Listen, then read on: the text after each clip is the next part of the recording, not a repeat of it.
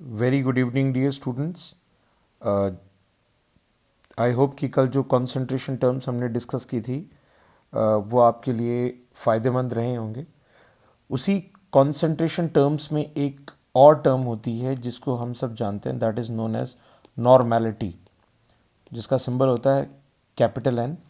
Normality की जो definition होती है वो होती है number of gram equivalents present in पर लीटर ऑफ सॉल्यूशन, यानी इक्विवेलेंट्स पर लीटर।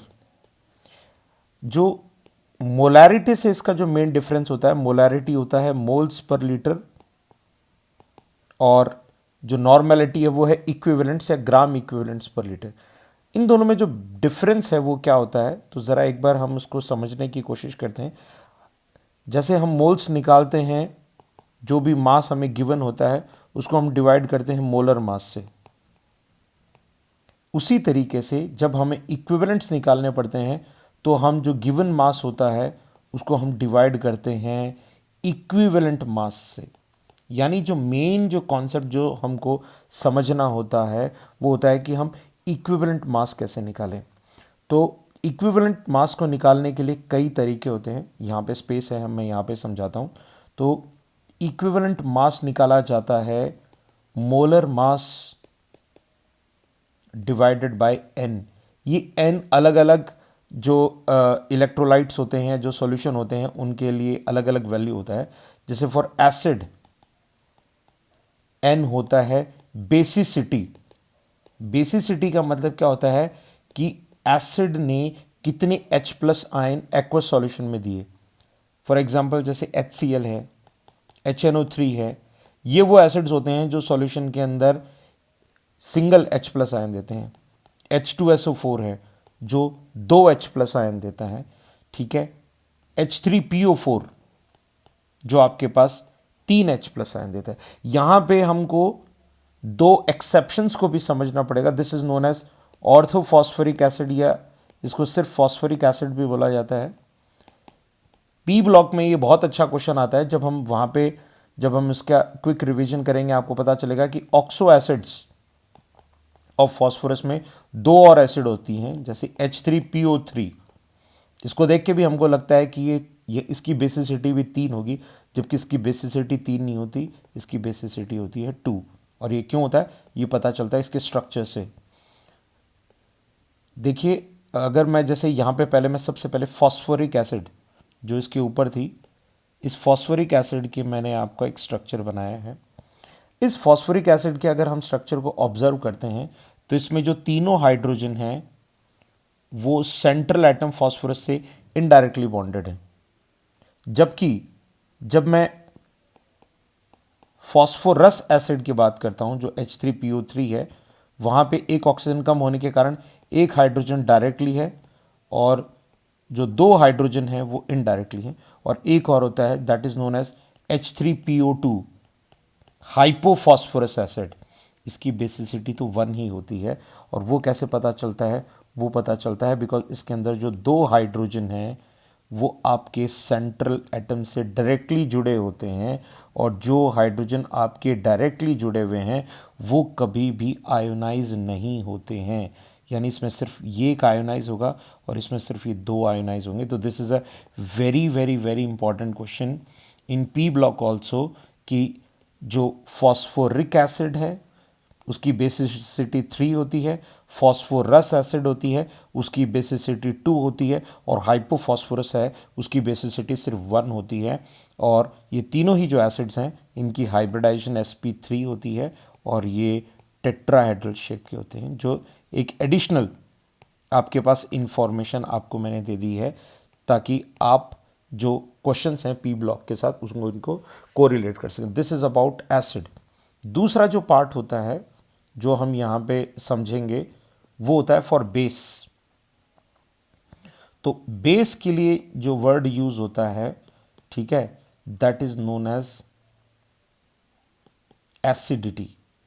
एसिडिटी यानी जो जितने OH माइनस आयन सॉल्यूशन में दे सकता है, ठीक है। जैसे ये कंपैरेटिवली इजी है, जैसे NaOH KOH हैं, ये single H plus ion OH minus ion देते हैं, और जैसे मैग्नीशियम हाइड्रोक्साइड है या कैल्शियम हाइड्रोक्साइड है, ठीक है, ये आपके पास दो दो OH माइनस आए थे तो इनकी बेसिसिटी 2 हो गई। ये तो स्ट्रेट फॉरवर्ड है, इसमें कोई इतना नहीं है। तीसरा जो N निकालने के लिए जो थर्ड है वो होता है सॉल्ट। सॉल्ट के लिए जो N होता है वो होता है चार्ज ऑन आयन। जैसे NaCl सॉल्ट है तो NaCl में सोडियम पे जितना कैटायन पे चार्ज होगा उतना ही एनायन पे होगा, यानी यहाँ पे N की वैल्यू होगी 1। MgCl2 मैग्नीशियम पे +2 चार्ज होता है, उतना ही -2 इस पे होगा, यानी यहाँ पे चार्ज है 2। AlCl3 एल्यूमिनियम पे +3 चार्ज होता है और Cl पे तीनों मिला के -3 चार्ज होगा, यानी यहाँ पे N की वैल्यू है 3। And the fourth is for oxidising and reducing agents. वहाँ पे जो N होता है वो होता है चेंज इन ऑक्सीडेशन नंबर। देखिए आपको लग रहा होगा कि मैं थोड़ा सा स्पीड में पढ़ा रहा हूँ, बट आपके पास ये ऑप्शन है कि आप वीडियो को पॉज करके या उसको रिवाइंड करके चीज़ों को जो अगर नहीं समझ में आ रही हैं तो आप वो पूछ सकते हैं, मतलब वापस से उसको रिकॉल कर सकते हैं। एंड इवन आप मेरे को नीचे जो कमेंट बॉक्स है उसमें भी लिख सकते हैं if you have any doubt regarding the lecture. तो इसके लिए क्या होगा, चेंज इन ऑक्सीडेशन नंबर होगा। एंड जैसे one of the most important oxidising agent होता है दैट इज MnO4, KMnO4 या MnO4-। तो जो पोटेशियम पर मैग्नेट है ये क्या change in oxidation number show करता है, इस पे भी बहुत सारी चीज़ें डिपेंड करती हैं। फॉर एग्जांपल ये जब एसिडिक मीडियम में है तो जो KMnO4 है वो चेंज होता है Mn+2 में। यानी यहाँ पे KMnO4 का अगर आप ऑक्सीडेशन स्टेट देखेंगे तो वो होता है, इसमें मैंगनीज का ऑक्सीडेशन स्टेट होता है +7 से +2 में, यानी चेंज कितने का हुआ 5, यानी यहाँ पे N की वैल्यू है 5। यही अगर बेसिक मीडियम होता तो वहाँ पे जो KMnO4 है वो चेंज होता है मैंगनेट आयन में MnO4-2। It is also very important question कि बेसिक मीडियम में है वो क्या चेंज होता है। यहाँ पे ये +7 है और यहाँ पे +6 होता है, यानी चेंज कितने का हुआ, सिर्फ 1 का, यानी यहाँ पे N की वैल्यू 1 है। ठीक है, इसके अलावा अगर मैं K2Cr2O7 की बात करता हूँ that is also very good oxygen. ये एसिडिक मीडियम में क्रोमियम +3 में चेंज होता है। यहाँ पे +6 इसकी ऑक्सीडेशन स्टेट, यहाँ पे +3 कितने का चेंज हुआ 3 का। बट क्रोमियम यहाँ पे 2 हैं तो जब एक क्रोमियम में 3 का चेंज हुआ तो 2 का मिला के कितने का हो जाएगा 6, यानी यहाँ पे N की वैल्यू कितनी है 6। ये जो इतनी सारी चीज़ें मैंने जो आपको बताई हैं कि एसिड के लिए बेसिसिटी, बेस के लिए एसिडिटी, सॉल्ट के लिए चार्ज और ऑक्सीडाइजिंग और रिड्यूसिंग एजेंट के लिए चेंज इन ऑक्सीडेशन नंबर, इनके बेसिस के ऊपर आपका एन डिसाइड होता है। और जब आपको पता है, देखिए उसी जो हमारी इनिशियल बात पे, अब जब ये एन चेंज होगा, ठीक है, तो उसका इक्विवेलेंट मास चेंज हो जाएगा और जब उसका इक्विवेलेंट मास चेंज हो जाएगा तो उसके इक्विवेलेंट्स भी चेंज हो जाएंगे। ठीक है, जैसे एक सिंपल एग्जांपल से हम डिस्कस करते हैं कि जैसे जैसे आपको H2SO4 का हम बात करते हैं तो H2SO4 का जो मोलर मास होता है वो होता है 98, बट उसी H2SO4 का अगर मैं इक्विवेलेंट मास देखूंगा तो वो सिर्फ आएगा 49। क्यों? क्योंकि उसका जो इक्विवेलेंट मास आएगा वो आएगा मोलर मास अपॉन 2, बिकॉज इसकी जो बेसिसिटी है वो है 2। ठीक है, तो और इसके एक सिंपल सा रिलेशन है, अगर आपको मोलैरिटी आती है तो आप नॉर्मेलिटी बहुत आसानी से निकाल सकते हैं। यानी नॉर्मेलिटी होती है वो होती है n/m। जो भी आपकी मोलैरिटी आई है उसको आप n से जो भी वैल्यू, बेसिसिटी की बात करें, चाहे हम एसिडिटी की बात करें, चाहे हम चार्ज ऑन द सॉल्ट या हम चेंज इन ऑक्सीडेशन नंबर से अगर हम उसको मल्टीप्लाई कर देंगे तो जो मोलैरिटी है उसको हम नॉर्मेलिटी में बदल सकते हैं। क्वेश्चंस हैं उनको हम by the end of the chapter है हम एक साथ कंसंट्रेशन टर्म्स को और उनको हम डिवाइड करते हुए क्वेश्चंस करेंगे। तो आप प्लीज़ इसको अपने दिमाग में रखिएगा कि नॉर्मेलिटी होती है नंबर ऑफ इक्विवेलेंट्स या ग्राम इक्विवेलेंट्स प्रेजेंट इन पर लीटर ऑफ सॉल्यूशन। ठीक है, अब हम बात करते हैं जो सॉल्युबिलिटी।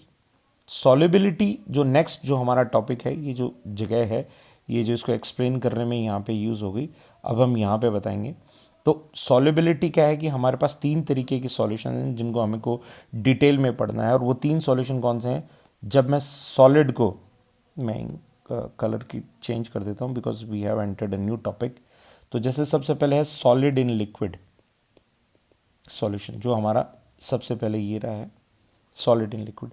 तो एज वी ऑल नो कि हम, ये बहुत इंपॉर्टेंट लाइन है, लाइक डिजॉल्व्स लाइक, यानी जो पोलर सॉल्वेंट्स होते हैं या पोलर सॉल्यूट होते हैं वो पोलर सॉल्वेंट के अंदर ही डिजॉल्व होते हैं। जैसे हमारी नमक है NaCl, वो पानी के अंदर क्यों डिजॉल्व हो जाता है? Because both are polar. या जैसे हमारा जो ग्लूकोज होता है, वो, ये भी एक क्वेश्चन आता है कि भाई ग्लूकोज है, या जैसे शुगर की बात हम करते हैं, सुक्रोज, ग्लूकोज में जो शुगर है, जो हमारी सुक्रोज है, वो भी पानी के अंदर इजीली डिसॉल्व हो जाती है बिकॉज उसके अंदर भी पोलर ऑर्गेनिक कंपाउंड या पोलर फंक्शनल ग्रुप्स प्रेजेंट होते हैं। जबकि जो नॉन पोलर कंपाउंड्स होते हैं, जैसे ऑर्गेनिक कंपाउंड होते हैं, वो नॉन पोलर सॉल्वेंट्स के अंदर ही सॉल्युबल होते हैं। ठीक है। अब डेफिनेशन क्या होती है सॉल्युबिलिटी की?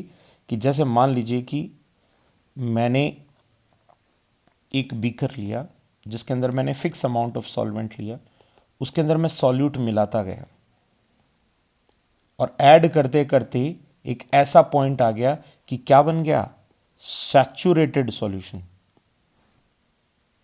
यानी लास्ट लिमिट तक आपने डिसॉल्व किया, तो वो पॉइंट जहां पे सैचुरेटेड सॉल्यूशन बन जाए, ठीक है, उस पॉइंट तक जितना सॉल्यूट आपने इसके अंदर मिला दिया है, वो सॉल्यूट इसकी क्या कहलाएगी? सॉल्युबिलिटी। वो कितना अमाउंट में डिसॉल्व हुआ, वो इसकी क्या कहलाएगी? सॉल्युबिलिटी कहलाएगी। ठीक है। यानी बहुत ही इजीली आप इस चीज को समझ सकते हो। अच्छा, फिर क्या आ जाएगा? अगर सैचुरेशन पॉइंट जैसे ही आपका अचीव हो गया है, तब आपका क्या इस्टेब्लिश हो गया है? इक्विलिब्रियम इस्टेब्लिश हो गया है। इक्विलिब्रियम इस्टेब्लिश होने का मतलब क्या है? अगर आपने सैचुरेशन आने के बाद नहीं और मिलाने की कोशिश की, ठीक है, तो वो उतना ही अमाउंट में नीचे क्या हो जाएगा? प्रेसिपिटेट हो जाएगा। यानी जैसे ही आपका सॉल्युबिलिटी का या पॉइंट ऑफ सैचुरेशन आ जाता है, या जो मैक्सिमम सॉल्युबिलिटी आ जाती है, उसके बाद में अगर आप और डिसॉल्व करने की कोशिश करेंगे, ठीक है, तो उसमें एक पॉइंट ऑफ क्या आ जाएगा? सैचुरेशन आ जाएगा। ठीक है। इसलिए देखिए ये सॉल्युबिलिटी की definition, solubility of a substance is its maximum amount that can be dissolved in a specific amount of solvent at specific temperature। Temperature को आपको कांस्टेंट रखना पड़ेगा, टेम्परेचर को बदलते ही सॉल्युबिलिटी चेंज हो जाएगी, तो इसलिए कांस्टेंट टेम्परेचर आपको रखना पड़ेगा। ठीक है। अब फैक्टर्स में, जैसे पहला फैक्टर्स था आपका nature of the solute and solvent, जिसका पॉइंट मैं आपको बता चुका हूं कि जो पोलर है वो पोलर के अंदर डिसॉल्व होते हैं, और जो नॉन पोलर होते हैं वो नॉन पोलर के अंदर डिसॉल्व होते हैं। दे रहे। ठीक है। यहाँ पे एक पॉइंट और आता है, और वो पॉइंट क्या आता है? किसी भी चीज़ को, एनीथिंग, जैसे आप मान लीजिए आपने NaCl को पानी के अंदर मिलाया है आपने, ठीक है, तो NaCl पानी के अंदर तभी मिलेगा जब जो हाइड्रेशन एनर्जी है आपकी, वो ग्रेटर देन आएगी आपकी लैटिस एनर्जी से। यानी पानी में डिसॉल्व होने पर NaCl एक एनर्जी रिलीज करता है, वही एनर्जी क्या होता है? Na प्लस और Cl माइनस के बीच के बॉन्ड को तोड़ने के लिए काम में आती है, जिसको क्या बोला जाता है? Lattice energy. ये ज़्यादा होगी तभी ये टूट के पानी के अंदर डिसॉल्व होंगे। ठीक है। ये हो गया पहला फैक्टर। दूसरा जो फैक्टर है वो है टेम्परेचर का। ठीक है, कि टेम्परेचर का सॉल्युबिलिटी पे क्या इफेक्ट पड़ेगा। तो बहुत आसान सी बात है, टेम्परेचर का इफेक्ट जानने के लिए पहले आपको ये पता चलना चाहिए कि उस रिएक्शन का डेल्टा एच क्या है। वो डेल्टा एच माइनस है या वो डेल्टा एच प्लस है। यानी माइनस मतलब एक्सोथर्मिक, प्लस मतलब एंडोथर्मिक। आपने देखा होगा गर्मियों में हमारे घर पे गेस्ट आते हैं, हम नींबू पानी बनाते हैं। तो जब नींबू बनाने के लिए पानी बनाने के लिए जब हम फ्रिज से डायरेक्ट बॉटल निकालते हैं और उसमें चीनी मिलाने की कोशिश करते हैं, हमें बहुत टाइम लगता है।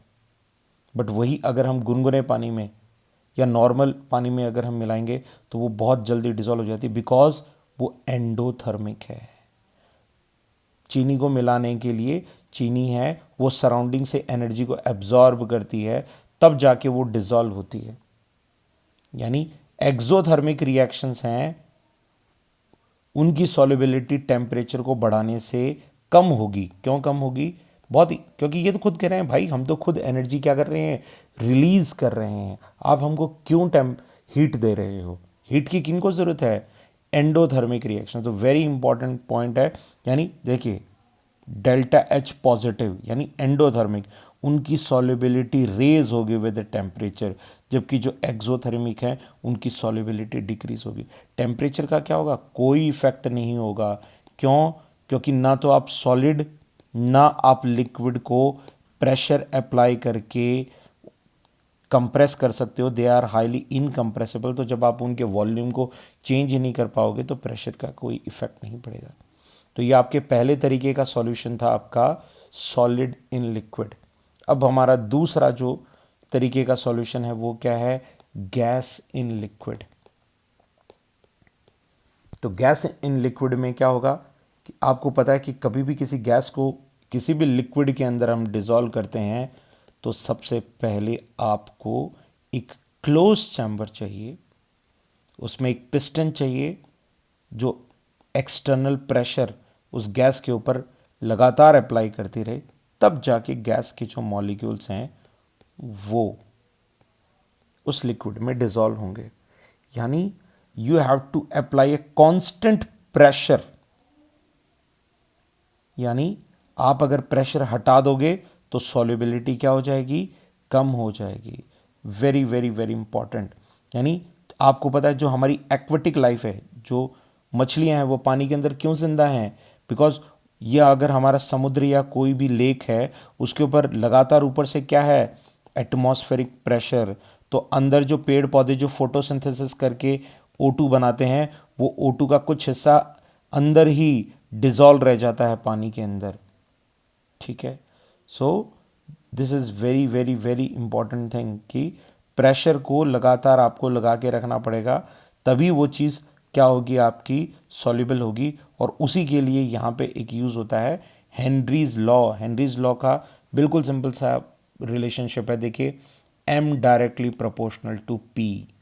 देखिए यहाँ पे आप देखिए, आपने इस पिस्टन के ऊपर कम वेट लगा रखा था, यानी यहाँ पे प्रेशर है उसकी वैल्यू कम है, क्योंकि आपने एक वेट, यहाँ पे आपने 3 वेट ऐड कर दिए, यानी आपने प्रेशर को बहुत बढ़ा दिया। ठीक है, तो प्रेशर इंक्रीज हुआ बहुत ज़्यादा। ठीक है, तो जिसके कारण क्या हो गया? ज़्यादा गैस के मॉलिक्यूल्स हैं वो लिक्विड के अंदर डिसॉल्व हो गए। ठीक है, तो यानी आप जितना ज़्यादा M directly proportional to P। Clear? अब यहां पे क्या है, इसका जो मैथमेटिकल रिलेशन है that is a little bit different from it. जो मैथमेटिकल रिलेशन है हेनरीज लॉ का, वो थोड़ा सा अलग क्या है, वो क्या कहता है। अब इसको अगर आप समझ गए तो बहुत इंपॉर्टेंट बात आपको समझ में आ जाएगी। जैसे मान लीजिए एयर है, ठीक है, तो एयर है, तो एयर के कई कंपोनेंट होते हैं जिसमें ऑक्सीजन भी होता है। तो एयर है वो, आप यहाँ पे एयर ट्रैप है इस क्लोज चैम्बर के अंदर, ठीक है, जिसमें ऑक्सीजन भी है, जिसके अंदर CO2 भी, और जिसके अंदर नाइट्रोजन गैस भी है। ठीक है, तो यानी तीनों ही कंबाइंडली प्रेशर इसके ऊपर लगा रहे हैं। बट क्या तीनों का प्रेशर सेम होगा? नहीं होगा। नाइट्रोजन है उसका पार्शियल प्रेशर अलग होगा, CO2 का पार्शियल प्रेशर अलग होगा, और ऑक्सीजन का पार्शियल प्रेशर अलग होगा। तो इसका पता कैसे चलेगा कि वो कितना उसका इस सॉल्यूशन के अंदर मोल फ्रैक्शन है? इसको मैं इजीली फॉर्म में, अभी आप थोड़ा सा पेशेंस रखिए, मैं आपको बताऊंगा। अब आप सिंपल सी बात देखिए, ये कहने की कोशिश कर रहा है कि किसी भी गैस का पार्शियल प्रेशर लिक्विड के ऊपर कितना होगा, the partial pressure of gas, ठीक है, about the liquid is directly proportional to the mole fraction of that gas in the liquid. ठीक है, जैसे मैं नाइट्रोजन के पार्शियल प्रेशर की बात करता हूं, तो नाइट्रोजन का पार्शियल प्रेशर वो किस फ्रैक्शन में सॉल्यूशन के अंदर डिजॉल्व, उसके डायरेक्टली प्रोपोर्शनल होगा। अगर ये इसका मोल फ्रैक्शन ज़्यादा आ रहा है सॉल्यूशन के अंदर, इसका मतलब वो गैस ऊपर से ज़्यादा उसका पार्शियल प्रेशर लग रहा है। और अगर इसका अगर मोल फ्रैक्शन कम आ रहा है, इसका मतलब उसका जो ऊपर से जो लगने वाला प्रेशर है वो क्या है, कम। ये जो इसका मैथमेटिकल रिप्रेजेंटेशन है वो उसके लिए यूज़ होता है जब आपके पास एक से ज़्यादा तरीके की गैसेस हैं, वो एक लिक्विड के ऊपर प्रेशर लगा रही हैं, जैसे ये रहा आपके पास। This is the mathematical expression of Henry's law, यानी partial pressure of the gas is directly proportional to the mole fraction of that gas in the solution. अब आपको पता है प्रोपोर्शनलिटी का साइन हटाने के लिए हम क्या लगा देते हैं, एक कांस्टेंट लगा देते हैं जिसको बोला जाता है यहाँ पे हेनरीज कांस्टेंट। ठीक है, ये हेनरीज कांस्टेंट होता है, इसके ऊपर भी कई क्वेश्चंस आते हैं। यानी जो हेनरीज कांस्टेंट है, ठीक है, अब मैं अगर KH के बारे में बात करूंगा तो इसके पॉइंट्स क्या क्या हैं, it is different for different gases. जैसे मान लीजिए ऑक्सीजन के लिए जो KH की वैल्यू है वो अलग होगी, नाइट्रोजन के लिए है वो KH की वैल्यू क्या होगी आपकी, वो अलग होगी। ठीक है, यानी ये किसके ऊपर डिपेंड करेगा, KH की वैल्यू किस पे डिपेंड करेगी, नेचर ऑफ द गैस पे डिपेंड करेगी। देख कई बार बोर्ड्स के अंदर या कॉम्पिटिटिव एग्जाम्स के अंदर क्वेश्चन आ जाता है कि KH के बारे में बताओ। दूसरा, अब जैसे मैं यहाँ पे एक बात कीजिए, अगर मैं इसको इसी रिलेशन को मैं KH को अगर इसके नीचे ले जाऊँ तो किसी का भी मोल फ्रैक्शन है वो किसके बराबर हो जाएगा, गैस का मोल फ्रैक्शन हो जाएगा पार्शियल प्रेशर अपॉन KH। तो अगर किसी का KH बढ़ रहा है तो उस गैस का जो मोल फ्रैक्शन है वो क्या हो जाएगा आपका, कम हो जाएगा। तो उस गैस का जो मोल फ्रैक्शन कम हो जाएगा, यानी वो सॉल्यूशन में कम है। यानी किसी गैस का अगर KH ज़्यादा है, इसका मतलब उसकी सॉल्युबिलिटी क्या है, कम है। ठीक है, और तीसरा जहाँ पे यहाँ पे पॉइंट आ जाएगा वो आ जाएगा, नहीं KH होता है वो डायरेक्टली प्रोपोर्शनल किसके होता है, टेम्परेचर के। क्यों, क्योंकि इसकी मैं बात बताता हूँ। बिकॉज अगर आप फैक्टर्स को स्टडी करोगे, यानी सॉल्युबिलिटी गैस की इन लिक्विड किन किन चीज़ों पर डिपेंड करेगी, तो पहला तो होता है नेचर ऑफ गैस। अब आप कहोगे सर गैस के नेचर, यानी आपने एक 11th क्लास में जो स्टेट्स ऑफ मैटर था उसके अंदर आपने एक रिलेशन पढ़ा होगा, that is known as critical temperature. Critical temperature वो टेम्परेचर होता है, it is the temperature above which a gas cannot be liquefied. यानी किसी गैस का अगर क्रिटिकल टेम्परेचर ज़्यादा है तो वो उसके इंटरमॉलिक्यूलर फोर्स ऑफ अट्रैक्शन को बताता है, यानी उसका इंटरमॉलिक्यूलर फोर्स ऑफ अट्रैक्शन ज़्यादा है। ठीक है, तो यानी जिस गैस का क्रिटिकल टेम्परेचर ज़्यादा होगा वो सॉल्यूशन में उसके डिसॉल्व होने के चांसेस बहुत ज़्यादा हैं। दूसरा है टेम्परेचर। आपको ये बात आप याद रखना, यानी किसी भी गैस की जो सॉल्युबिलिटी है वो हमेशा एक्सोथर्मिक होगी। कहने का मतलब क्या है एक्सोथर्मिक का, इट्स सिंपल, यानी हमेशा डेल्टा H की वैल्यू क्या होगी, नेगेटिव। यानी हमेशा गैस कहेगी भैया मुझको डिसॉल्व करने के लिए आप हीट मत दो, आप मुझको टेम्परेचर मत दो। इसका उल्टा मैं क्या समझ सकता हूं, जब भी मैं टेम्परेचर को बढ़ाऊंगा गैस की सॉल्युबिलिटी क्या हो जाएगी, कम हो जाएगी। जैसे कभी भी आप देखना, आप जैसे टैप में से आपने पानी लिया और पानी लेके आपने उसको एक बीकर में रखा और आपने गैस को ऑन किया, आपको इसमें से बबल्स बाहर निकलते हुए नजर आते हैं। यानी जैसे ही आपने टेम्परेचर को बढ़ाया गैस है वो एस्केप आउट होने लगती है, यानी उसकी सॉल्युबिलिटी कम होने लगती है।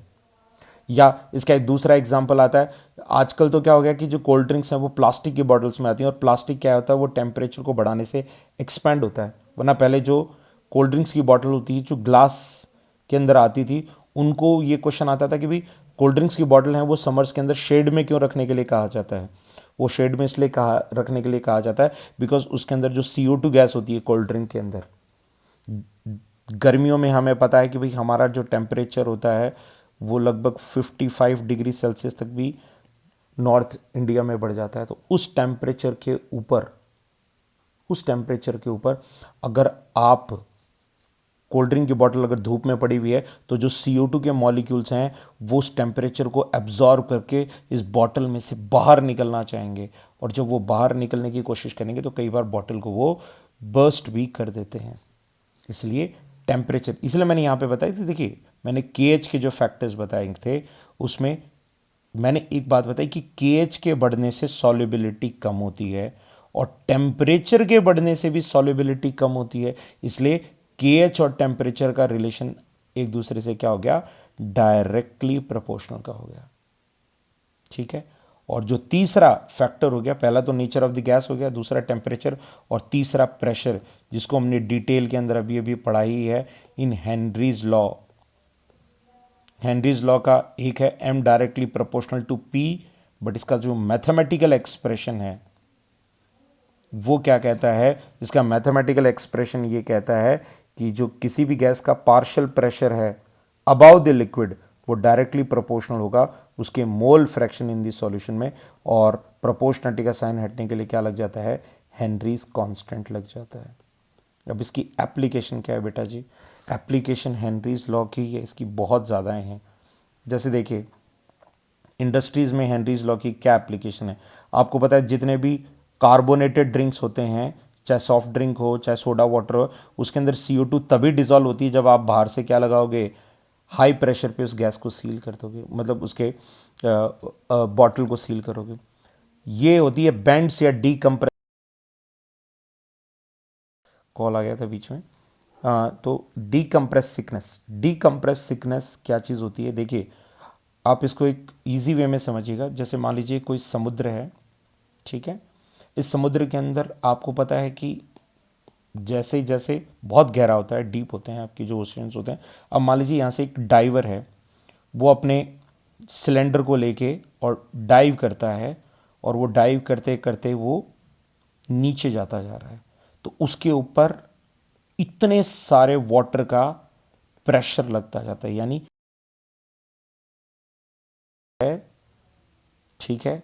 तो जब आपको पता है कि जब P इंक्रीज हो रहा है, ठीक है, तो क्या होगा, जो मास ऑफ गैस डिजॉल्व है वो भी इंक्रीज होगा, यानी उस डाइवर की जो जो सिलेंडर लेके गया है ब्रीदिंग के लिए, रेस्पिरेशन के लिए, ठीक है, उसमें जो नाइट्रोजन गैस होती है, ठीक है, वो क्या होती है, इस हाई प्रेशर के कारण हमारे ब्लड में डिजॉल्व हो जाती है।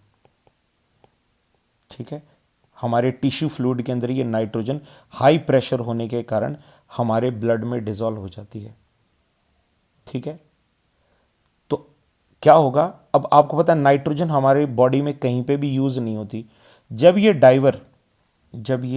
डाइवर है अपना जो भी एक्सप्लोरेशन करके जब ये सरफेस पे वापस से आएगा, जैसे ये डाइवर है, ये एक्सप्लोरेशन करके सरफेस पे वापस से आ गया, तो प्रेशर वापस से ड्रेस्टिकली क्या हुआ, कम। तो प्रेशर कम होगा तो जो नाइट्रोजन जो आपकी अभी तक डिजॉल्व थी ब्लड में है, वो सडनली किस फॉर्म में आ जाएगी, वापस से बबल्स के फॉर्म में आ जाएगी, और वो ब्लड वेसल्स में ट्रैप हो जाएगी, वो निकल नहीं पाएगी। तो क्या करेगी, वो हमारी ब्लड वेसल्स को ब्लॉक कर देगी, जिसके कारण उसको सीवियर पेन होगा और वो बेहोश हो सकता है, और कई बार डेथ भी हो सकती है। इस कंडीशन को बोला जाता है बेंड्स या डीकम्प्रेस सिकनेस। अब आप कहोगे सर सीधा एब्सोल्यूट ऑक्सीजन को क्यों नहीं लेके जा सकते, भैया हमारी बॉडी इस हिसाब से तैयार है कि उसको हवा में सांस लेना है, कभी भी एब्सोल्यूट ऑक्सीजन नहीं दी जाती है। ठीक है, बिकॉज हमारे जो लंग्स होते हैं वो एब्सोल्यूट ऑक्सीजन को लेने के लिए प्रिपेयर्ड नहीं होते, बिकॉज एक अगर हमारे पास जब ऑक्सीजन की कंसंट्रेशन ब्लड के अंदर बहुत ज़्यादा बढ़ जाएगी तो बॉडी ये कहेगी कि यार अब सांस लेने की ज़रूरत ही क्या है, और उस समय क्या होता है कि जो हमारा वेंटिलेशन है वो रुक सकता है और इंसान की डेथ भी हो सकती है।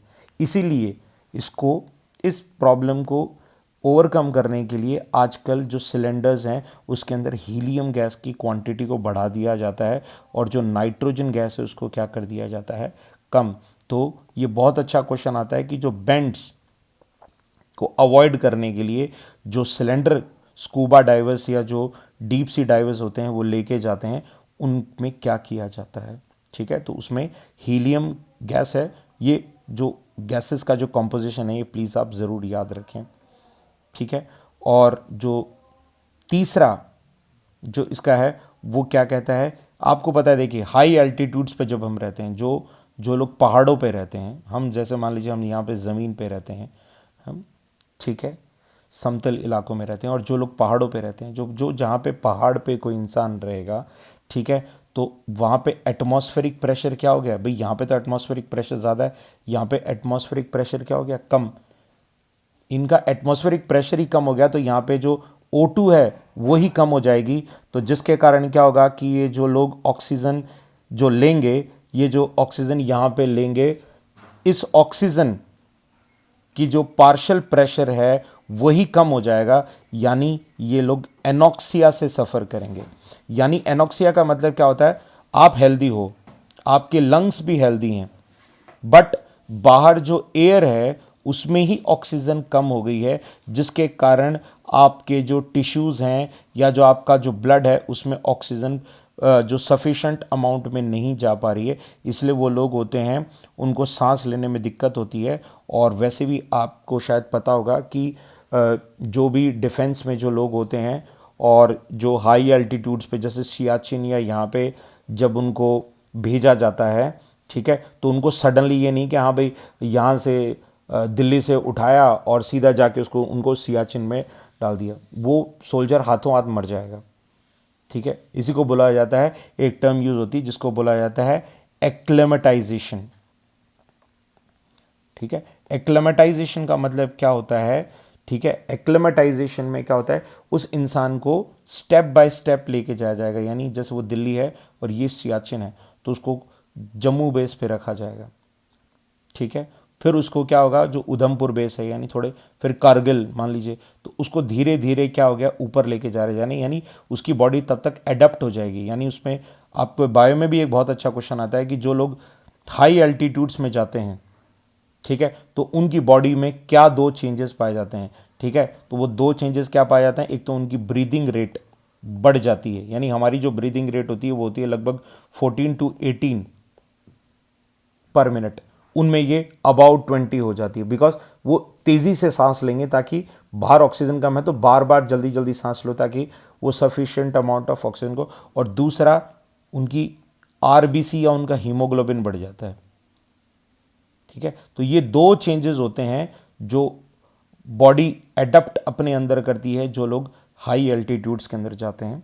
ठीक है, टेम्परेचर के इफेक्ट को मैं ऑलरेडी पहले बता ही चुका हूं कि जो डिसोल्यूशन ऑफ गैस है, ठीक है, किसी भी लिक्विड के अंदर वो हमेशा एक्सोथर्मिक होता है, यानी टेम्परेचर को जब भी आप बढ़ाओगे गैस की सॉल्युबिलिटी आपकी कम हो जाएगी। सो आई होप स्टूडेंट्स ये आज का जो मेरा वीडियो है ये आप लोगों के काफ़ी फ़ायदेमंद रहा होगा। आपको कोई भी डाउट्स हैं, कोई भी क्वेरीज हों, आप नीचे कमेंट बॉक्स में या जो व्हाट्सअप है उस पर आप मेरे को भेज सकते हैं।